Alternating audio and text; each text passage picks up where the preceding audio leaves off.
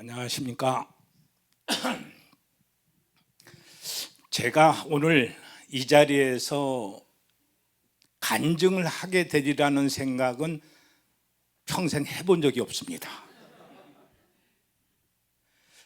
제가 교직에서 한 40년 동안 근무를 하다가 그리고 한 5년 동안 대학에 가서 또 강의를 했었는데요. 제가 대학 강의 시작하기 한 10분 전에는 항상 행복 교육을 했습니다. 행복하게 살아가기 위해서는 어떠한 마음으로 살아가야 되는지. 그때 제가 가장 강조했던 게 긍정적인 생각이다.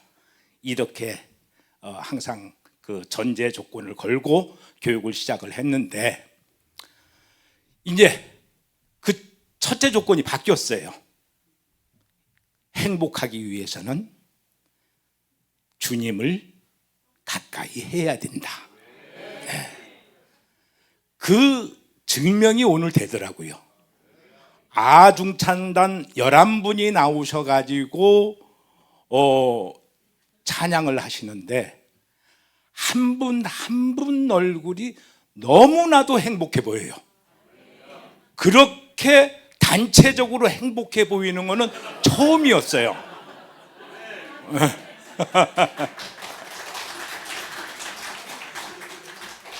그래서 주님을 위해서 찬양을 하는 그 순간, 그 모습이 가장 행복하구나라는 걸 느꼈습니다. 제가 아까 말씀드렸듯이 한 40년 동안 교직에 있으면서 저희 세대는 운동장 훈화 세대였기 때문에 운동장에 한번 올라가서 훈화를 하면은요 한 50분, 그리고 시간 변동이 있는 경우에는 한 3명 정도가 쓰러지면은 그때 이제 끝나는데, 목사님이 저보러 간증을 하라고 하길래 저 시키면 큰일 납니다. 최소한 3명이 쓰러져야지 제가 끝냅니다. 그랬더니 그거는 걱정이 안 된대요.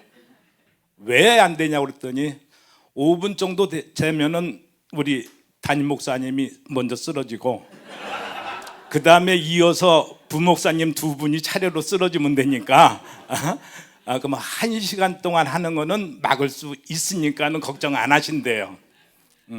그래서 저 역시 참 옛날에 하던 버릇이 있어가지고 또 막 자꾸만 타잔처럼 이 줄 타고 날아다니다 저 줄 타고 날아다니고 하는데, 그래서 오늘은 제가 원고를 준비를 해와서 그냥 읽는 걸로 대신 하려고 합니다.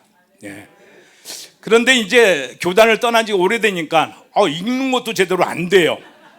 막 혀가 꼬이고 안 하다 보니까 교단에서 떠난 지 한 5년 되니까 안 되더라고요. 그래서 혹시라도 제가 좀 혀가 꼬이거나 하더라도 양해를 부탁을 드리겠습니다.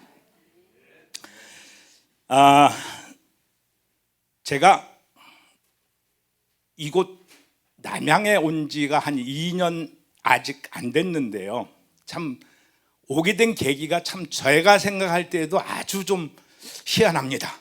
그래서 2024년 어느 날 그 부동산으로부터 전화를 받게 돼요. 집을 팔라고요.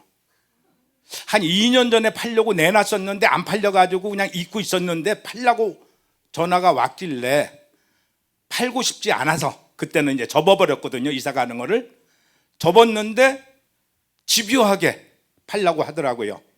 그래서 좀 생각보다 좀 많이 포기하도록 많이 불렀어요.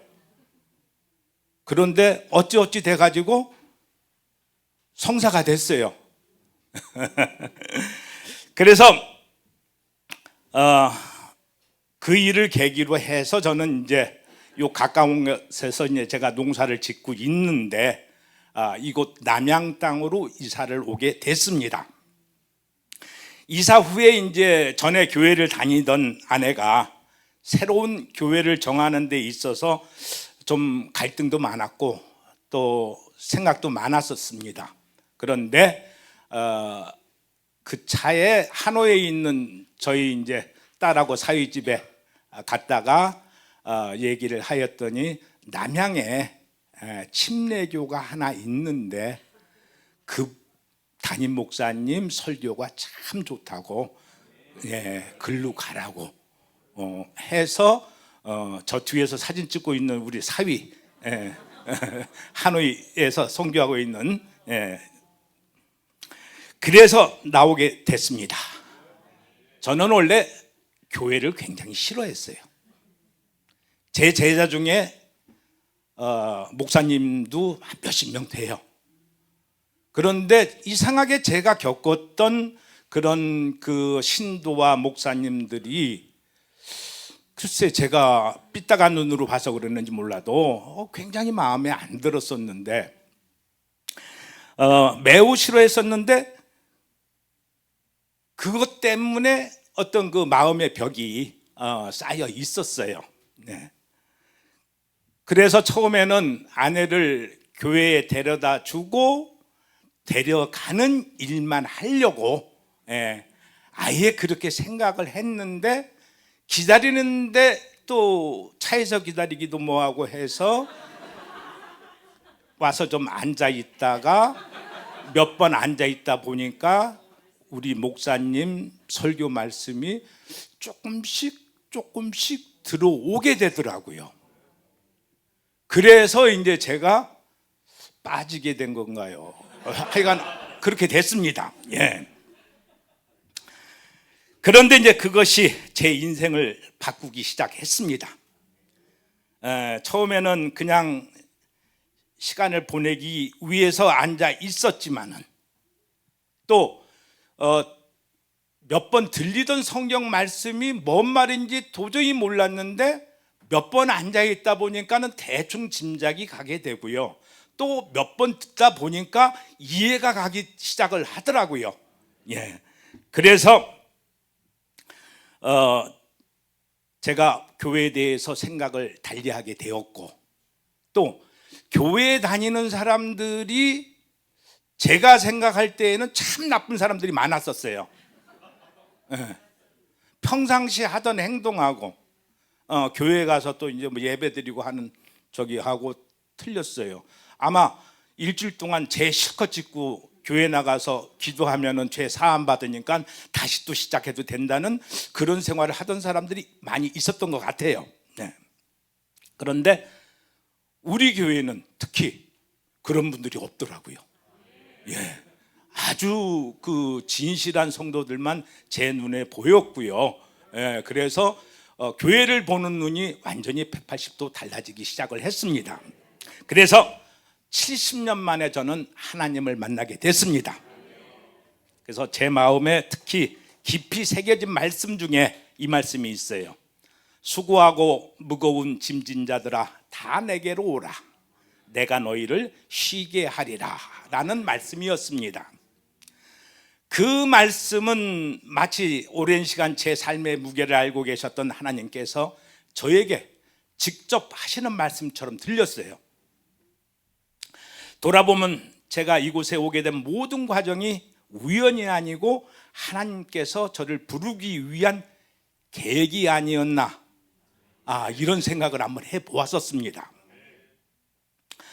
그 은혜로 저는 침례를 받았고 또 집사의 직분도 받았고요.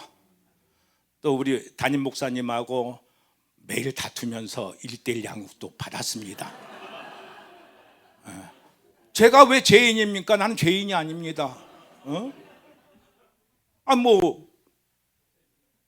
옛날에 우리 조상들이 지은 죄를 왜 내가 뒤집었습니까? 이런 식으로 이제 싸우고 이제 싸웠다기보다도 이제 제가 이제 항의를 했던 거죠. 이렇게 양육을 받으면서 저는 많이 바뀌었습니다. 잘못 알고 있던 신앙에 대한 생각들이 바로 잡혔고요. 또 제 삶의 중심도 달라지기 시작을 했습니다.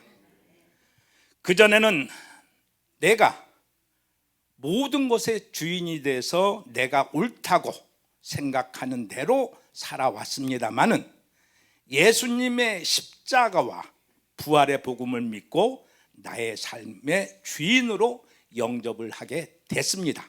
네. 그래서 이제 저는 죄에 끌려가는 사람이 아니라 하나님의 은혜 안에 살아가는 사람이라는 사실을 믿게 되었습니다. 또 한 가지 감사한 것은 이제는 혼자가 아니라는 것이죠.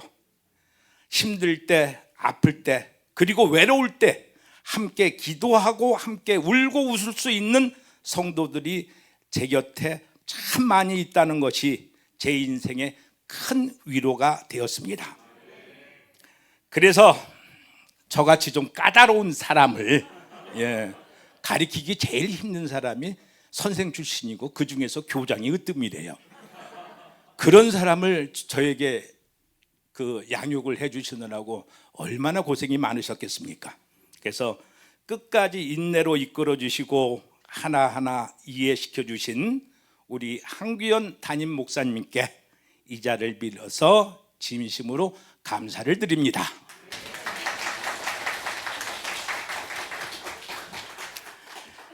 늦게 시작한 신앙생활이지만 그만큼 더 간절한 마음으로 하나님께 가까이 다가가고 싶습니다.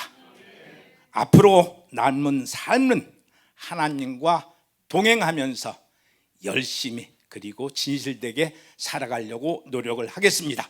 감사합니다.